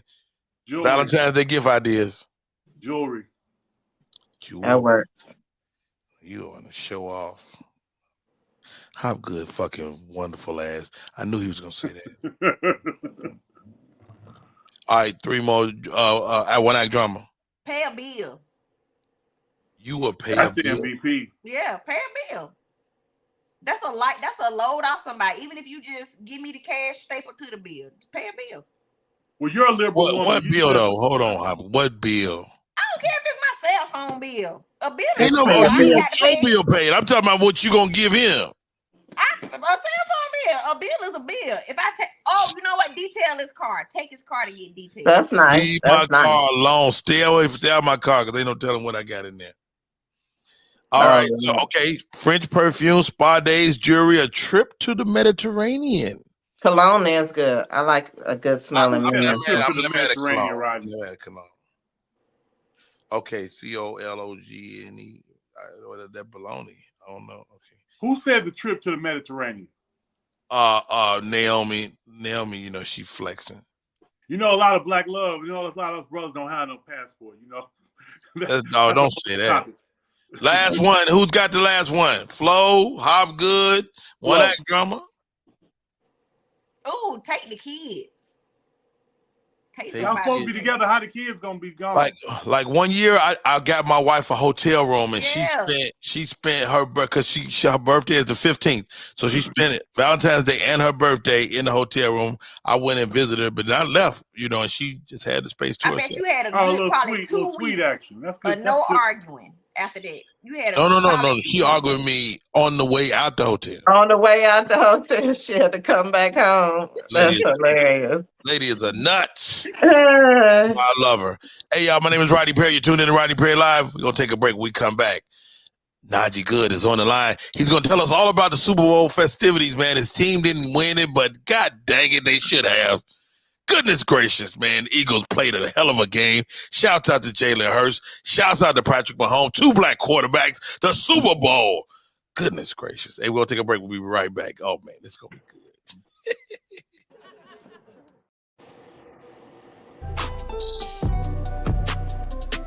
I'm an actor in an ad that was given 12 seconds to remind you that if you're high, just don't drive. Because if you feel different, you drive different. It's illegal to drive high everywhere anyway. It is illegal to drive high. I don't drive high unless I have to. Hey, it's your boy Rodney Perry. You're tuning in to Rodney Perry Live. Ladies and gentlemen, I just met this young man, but he is dope as hell. He is a Super Bowl winner. He took home a ring back in 2017. He is now taking his life to the next level after football. He was at the game yesterday. I had a chance to bring him on before the game. I said, no, man, tell Najee I want him to come on after the game. Give me his thoughts as everything unfolded in front of him. Najee Good, Philadelphia Eagles, great. What's up, Najee? How you doing, man? Pleasure to be back on the show. Man, thank you for coming on, man. I was talking to Naomi. She's like, Najee's gonna come on right after the game. I said, Najee gonna be drunk. Yeah, let Najee have his fun, man. Angry drunk. oh, man, dude, man. I mean, your guys did their thug thizzle, man. Jalen Hurts did his thing. What happened, bro? Man, like I know everybody talk about it. I know everybody said something about it, but it's some things that just shouldn't happen during the game, man. Even for the TV ratings and that call on the last drive. It was a gut wrencher. But I mean, it's never about one play, man. I know James. We actually, oddly enough, got the same agent. And, I know it's different things that the defense wanted to see themselves do throughout the game, man. Because in the first half, they was getting to Mahomes, damn near hurt him. Damn near got to that ankle with TJ, rolled him up. That offensive line stood up on the other side, man. They really like protected that young man the rest of the game. Yeah, and that was the difference of the game, really, for me. That was it, man. If you look at the Eagles throughout the year, man, the characteristic of the defense is they get sacks, they hit the quarterback, and they take them to the ground. And when that happened, they get hurt. It happened against San Fran. People can complain all they want to. And I say this to any fan or any critic. You can talk as much shit on the Eagles as you want to and say they had the easiest schedule. But if they do that and ain't no such thing as the easiest schedule, you still playing NFL players. Exactly. And if they get to the championship game, why – why are you complaining? If they the best, they're supposed to be the best. They acted like the best. They got to the best game. So my hat goes off to them, man. It was a great game. It was a great Super Bowl. Jalen did his thing, man. He still broke records. I know it's one play that he won back, but at the same time, he came back and he capitalized. So, man, when he dropped that ball, man, I'm like, this dude never drops balls. Like, he never makes mistakes like that. And, of course, it's the largest stage in the world, man. But man, goodness gracious, man. What a bumble. You watch the game, man, and they out there slipping and sliding. I remember in Arizona, we played back in, I think it was like 2014, 2013. It was this exact same way. So now you mentioned that slipping and sliding. I mean, of course, it's got to have the signage of the Super Bowl and all that good stuff. But that paint and stuff was very difficult to play on. Man, it's like it's the number one thing that people don't think about, and because we athletes are so great, like Jalen, he breaking records, rushing touchdowns, and everything like that. They can make all the cuts, but then when you see it affect the game, on the second down or first down or third down, all of that shit is critical, man. And even with all of that, he's still out there throwing bombs to AJ, and doing his thing. So man, my hand goes off. Hats goes off to the way he played. Like, if it's anything, he should be looking towards the future to capitalize on the next moment, man, because they got all the momentum going into this offseason. Definitely wanted them to have a ring, man. I was thinking about it going into halftime. I'm like, damn, what the second ring about to look like? Dude, it was done. I was walking around here. I was about to go buy some. I was ordering paraphernalia on my phone. I was like, yo, I ain't no Eagle fan, but I'm about to be. Yeah. To me, the game turned, and you tell me if you agree. On the call, the out of bounds call, where they said he bobbled the ball and he didn't bring in that reception. To me, the game turned on that. If they make that 30-yard pass, they go in and they score, and they're up 3 scores. Yeah, and it's a wrap. It's a wrap then. It's a wrap then. And if they give him that, he got it the week before, and this time, they kind of went back and forth with Devontae, man, and like. I think in those times, being a questionable call, they called it a catch. They should have let him have it. I'm saying shit. They should have let him have it. That's they couldn't. They called it a catch, and it wasn't enough to overturn it. Yeah, and it's like, it's like, oh yeah, I'm sorry. Yeah, and it's like, the biggest thing I think too, and like when questionable calls like that happen or like the pass interference, man, it's like you kind of got to feel the game. The refs be out there running around like sometimes like they don't know what's going on in the game. They don't know what's going on in the big picture, and you got to let the players play. And I'm gonna say it because I'm Philly, so I got this in me. But they got the calls that they got. Dude, they be making Patrick Mahomes look like Rocky Balboa because he started limping around his little leg. Now all of a sudden he can run a 4.4 with a bad leg. Hey, I took that shot before. He all right. Oh, so because he said he didn't take the shot in the other game, but he probably took a shot yesterday, didn't he? Man, you playing in the Super Bowl? It's the last one of the year. He gonna go out take the shot, and you gotta take the shot, man. It's the last game of the season. He gonna take the shot. You doing it for that ring? You doing it for that $100,000 ring? I'm gonna take whatever shot they got. Candy, Skittles, Pop Tarts, and shit. I'm popping every pill. I love it. Najee good, man. Hey y'all, it's Rodney Perry. This Rodney Perry line. Najee good. First of all, Najee, you silly, man. But hey, I'm trying to be silly, man. People don't know that. See, Najee is an NFL great linebacker, but Najee silly, man. Hey, man, you were at the game. Talk to me about the Super Bowl itself, man. You've been in the Super Bowl, and now to stand on the sideline and watch your team play. What's the difference for you? Man, the biggest difference.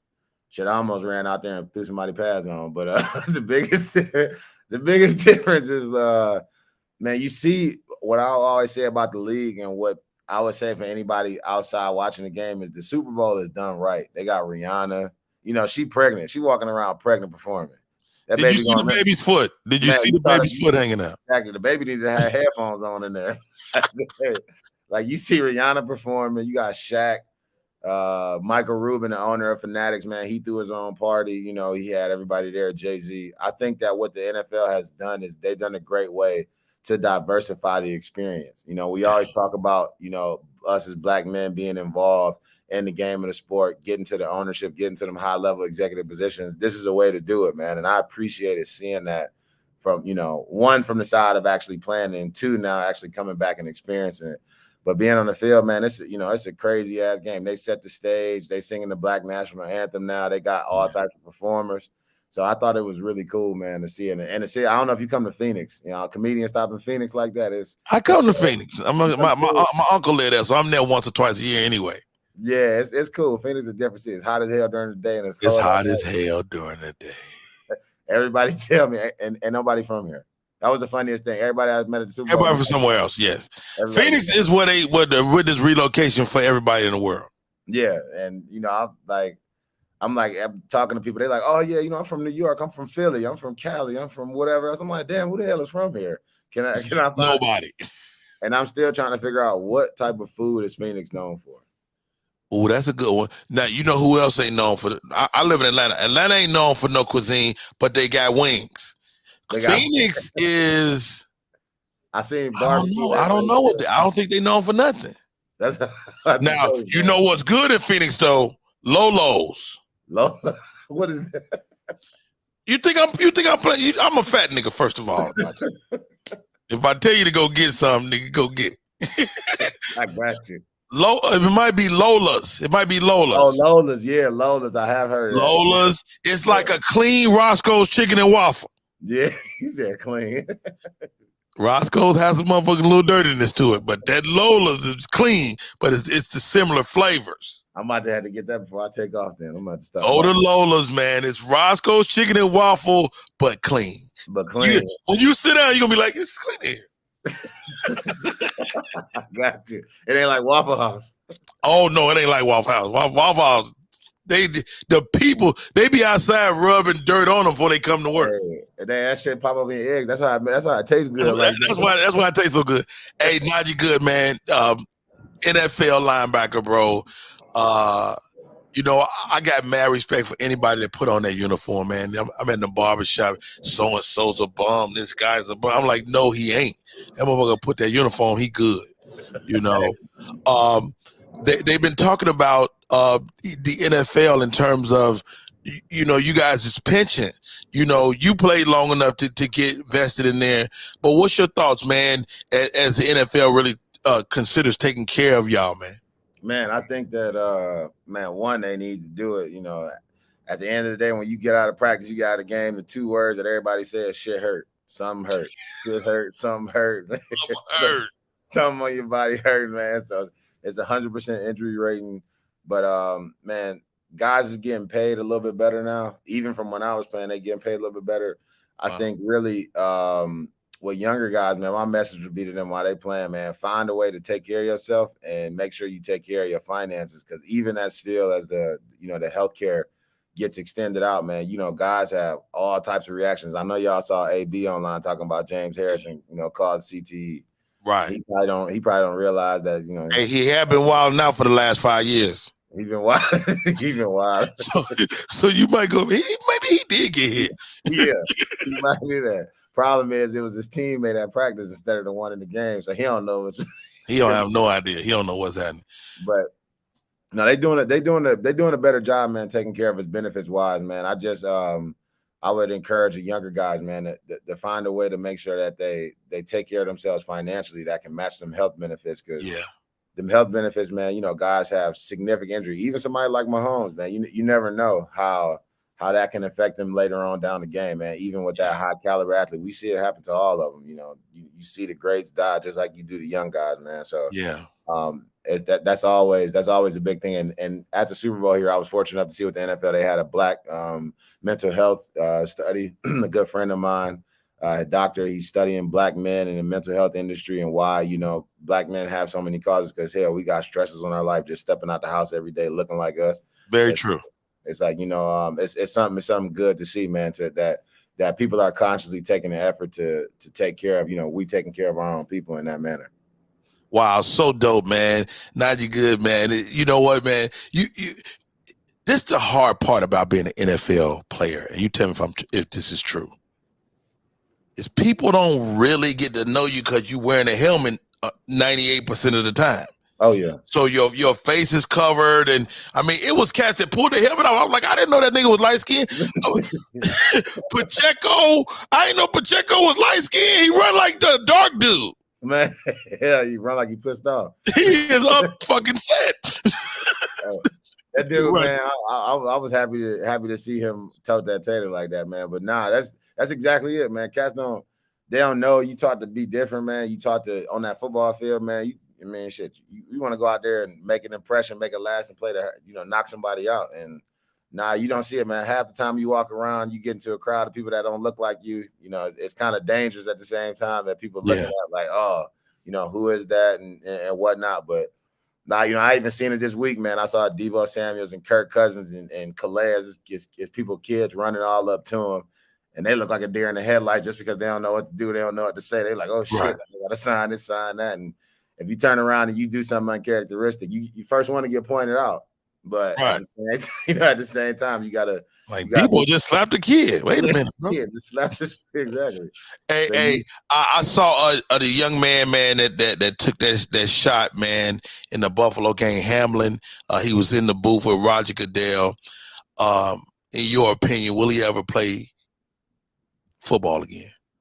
In my opinion, I think he doesn't. Just being real, I think he doesn't. I think that he's gonna strive to play, just like Ryan Shazier when he broke his neck. You always got to keep that everlasting, unobtainable goal, like to play again. But at the same time, man, if you telling me if I get into a car accident and almost die, and I'm the one pressing the pedal and everything else, dog, you better best believe I'm gonna have a chauffeur if I can afford it. but you know, I'm gonna say we athletes. Like I play high school football, so look, we athletes. I know he feel like he can get back, but he shouldn't. He shouldn't.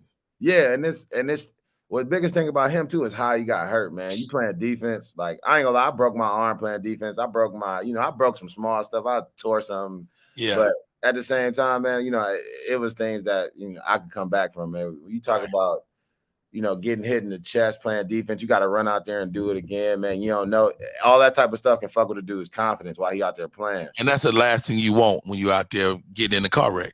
That's the last thing you want, man. Get in a car wreck, you do come out, and then next thing you know, and what happens if he does it? He goes out there and plays, and then that happens again. Then the NFL, everybody looking at the league like, well, shit, this dude died on the field, and now you let him come back, and motherfucker ain't got 9 lives, he got 1. And, he got one in the possible now because he got a new lease on life. Yeah. We was at God. Thank God that DeMar did. Came back and everything. But it's I don't think he plays, man. If I'm him and I step out on that field, man, it better be some new type of equipment out there because I can't. Hey, Tom Brady finally went and sat down somewhere. How bad do you not want to be with your lady? If you go and play one more season and you ain't the same, man, it's always like the dudes at the top, man. I love the way Tom tenacious, attitude towards the game, but yeah, it's always that less than 1% of the top, man. At the same time, they're great. They're a little off. They're a little off, Hey, I say all great athletes don't know when to go home. Nah.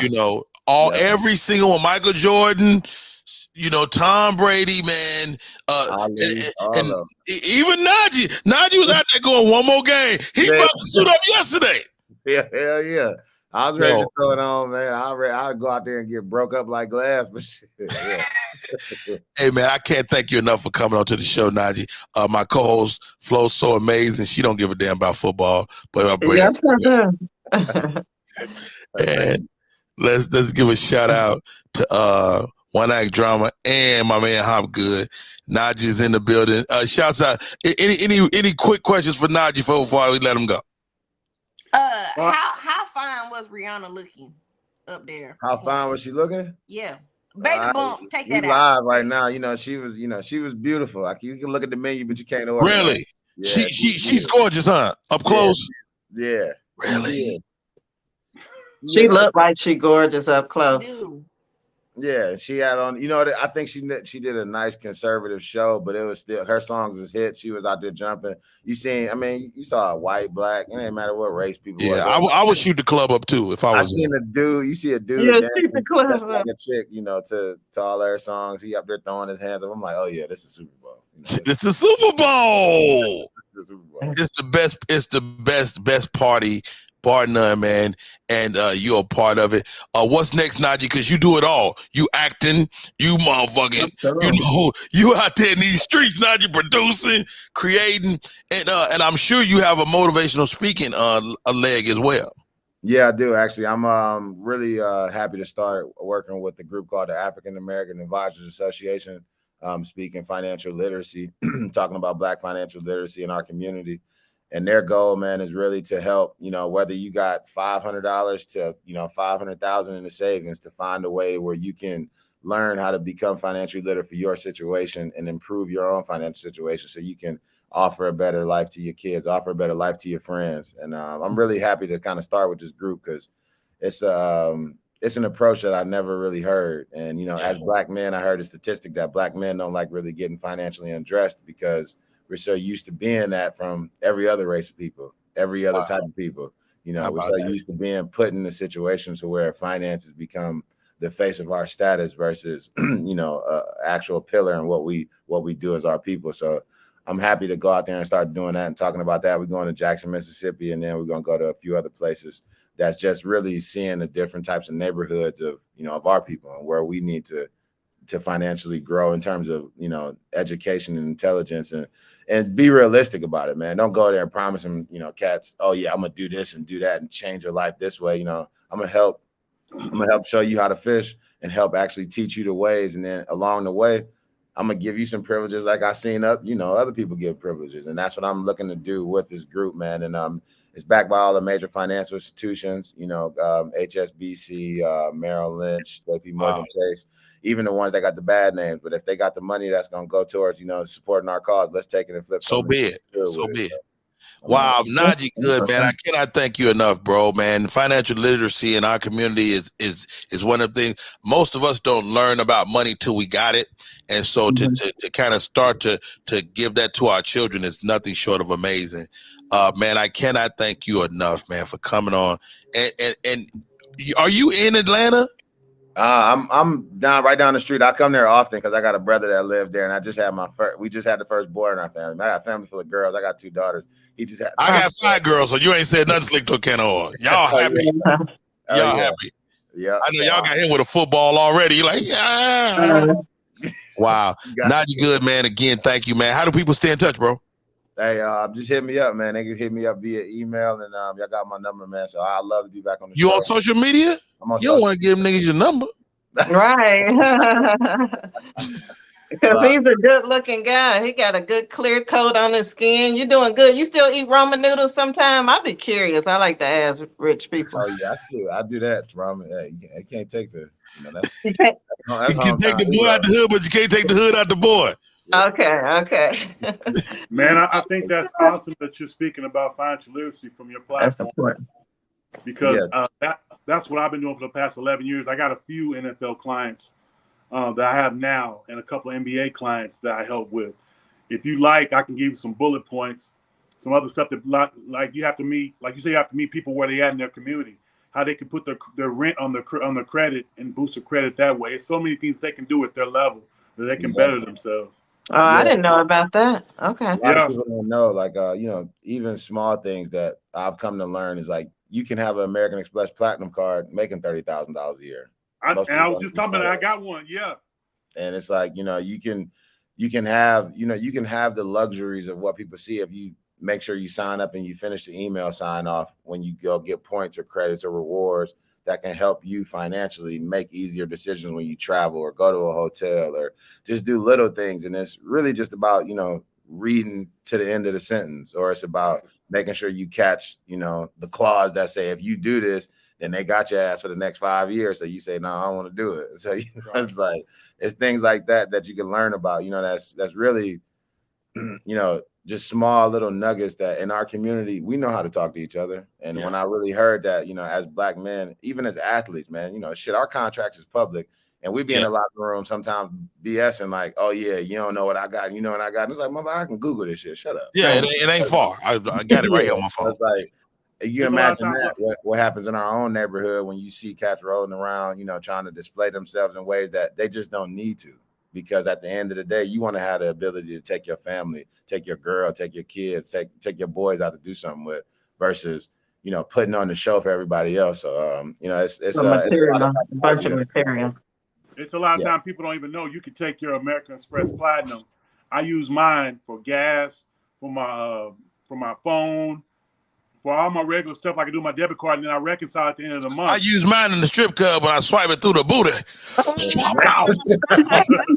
So then you get those points, and you can turn those points into money or a gift card, or give the points to Rodney. Or let me tell you something. Them booty swipes give you 1,000 points. You can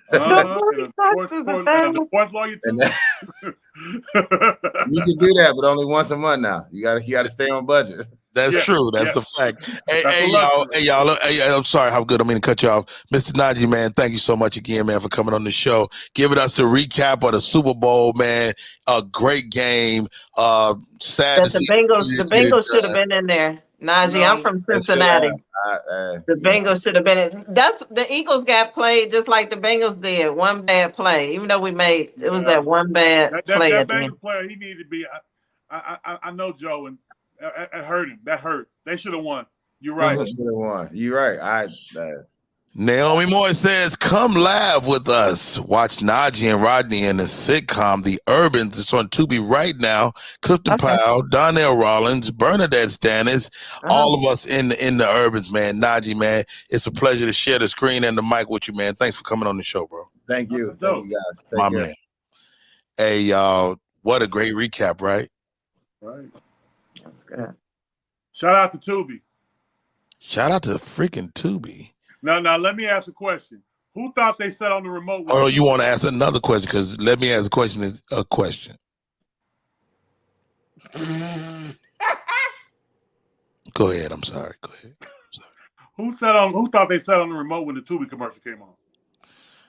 I Oh, knew that I was a did. commercial. I knew I that was did a too. commercial. Let me tell you something. First of all, you got to go through a whole bunch of shit to get to Tubi. You got to hit motherfucking pull up the thing, then you got to go to that, then hit Tubi, then open it up, then search some shit. This shit don't just come on easy like that. Okay, see, I didn't. A commercial. I leaned on my remote. I thought Oh, I was upset. I was like, what am I doing? What did y'all have? What did y'all eat? One fat boy needs to know. One act drama. Did you watch the Super Bowl? If so, what was your snacks?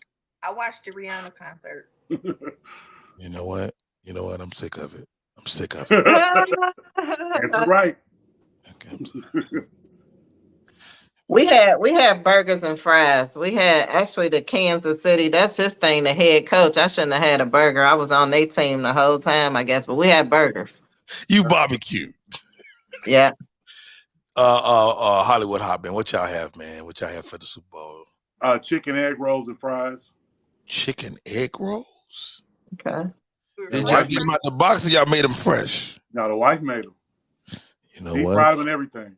Nigga, you might have a win over there. Yeah, I got She's 28 a chef. pounds. I've gained 28 pounds since October.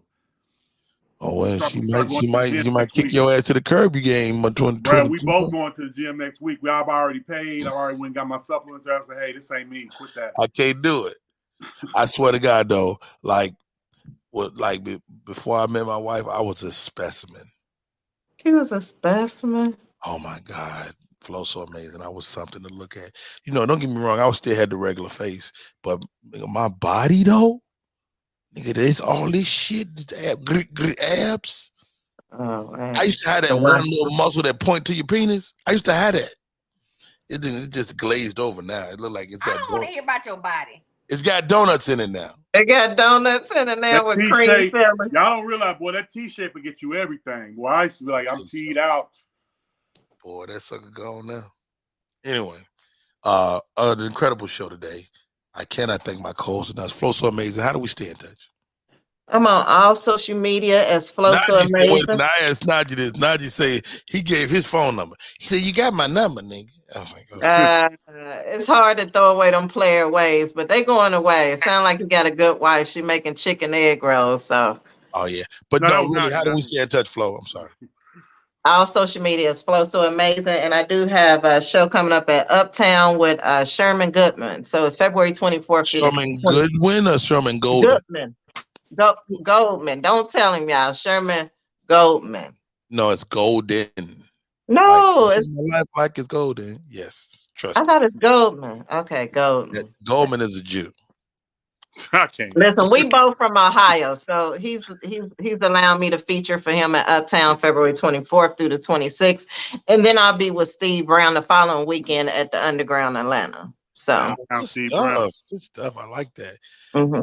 I haven't been to the new club yet. Well, I've been in there, but I haven't worked it yet. So I'm excited about adding it to my schedule. It'll be my first time. I haven't been to the new club either. You're gonna kill it. You're gonna love it too. It's like I feel it in my spirit. And then it's a new show, Laugh and Skull including me on every other Sunday. We're doing an interactive show. Start February 19th.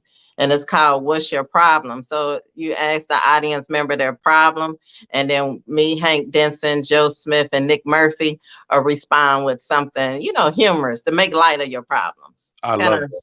I love that. I might show up for that and bogart my way on that show. One Act Drama. How do we stay in touch? All social media at One Act Drama. That's it. I'm just getting ready to move. That's all. I'm ready to go. Are you ready? She get ready to come to the A. I can't wait. Ready to go. So I can be with my sis Flo. I can't. I hate moving all my shit anywhere. I hate moving. Drama, you leaving Dallas? Yes, I'm gone. How you gonna leave Dallas before we handle what we need to handle? You right. She can always come back and visit. She can always come back. I will be in Dallas coming up real soon. I got a movie premiere happening in Dallas, so how good? Make sure I let you know about all of that good stuff. Yeah. Make sure you're right. Huh? Make sure you're straight. I got some people that'll pay you for a walkthrough. Okay, let's talk about it. I take walkthrough money. Let me see. Let's get you. Mm-hmm. Let's see. or tonight, 10 p.m., I'm on the Head So Amazing podcast. Can I forget that? Amazing and Marcus Head tonight, 10 o'clock. Not next week. The 24th, 25th, Silly Rabbit Comedy Club, Baton Rouge, Black-owned Comedy Club. Dallas, the movie premiere is going down the 8th through the 12th of March. 8th through 12th of March. I'm coming. I'll be in the studio. So let's catch your lunch, drama, and hang out. Yeah, you know, I like Papa Do's. Me and Flo love Papa. Rodney, guess what the same weekend I'm gonna try to get you a ticket backstage. What? Listen, Scarface, Slick Rick, Big Daddy Kane. That's in Dallas that same weekend. You know, Big Daddy Kane is my friend. Yes, they're having a concert. Salsa Quan. Yeah, Scarface is my friend too. Yeah. Oh, I've been to that place. The Mexican place. No, it's gonna be at the Toyota Pavilion on. I think it's the 8th. I think my screen in that night. That's a Wednesday. It's either 8th or the 9th. Baltimore Comedy Factory, 17th through the 19th. This comedy lounge, and we're not sure if that's gonna happen. And the Tom Joyner Cruise, I've signed up. I'll be on the Tom Joyner Cruise May 20th through the 27th. Let's go. That's a blessing. Super duper. That is a blessing. That is a blessing. Yo, guys. Mama Miss, how are you? Welcome to the show. Heifers, how are you? Thank you all for the show today, man. You guys made my day. You guys make me better. Thank you, Flo, for being my co-host for the day. Thank you, One Act Drama, and the usual suspects themselves, Mr. Hollywood Hopgood. Hollywood is always somewhere different, being wonderful. And until tomorrow, we say, who do we got tomorrow, Rodney Perry? I don't know. Let me see. Who we got? What's happening? There it goes. I do got a PP. I've been holding it. You got a pee? Tomorrow I got Heather J. Heather J is co-hosting tomorrow, and we got a special guest that I got to keep private to tomorrow. We'll let y'all know. That's the show for the day. I'm about to go pee too. We're gonna pee together, Flo. All right. FloSoAmazin for real. That part. Never miss a caller. Ladies and gentlemen, you guys have been nothing short of amazing. God bless you. Until tomorrow. We out.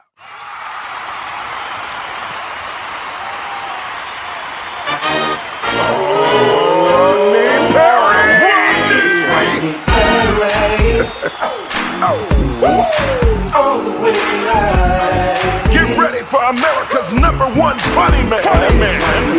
What? Hey. Make some noise. Ladies and gentlemen, from LA to New York, Chicago to Mississippi, let's give it up for America's #1 funny man, Rodney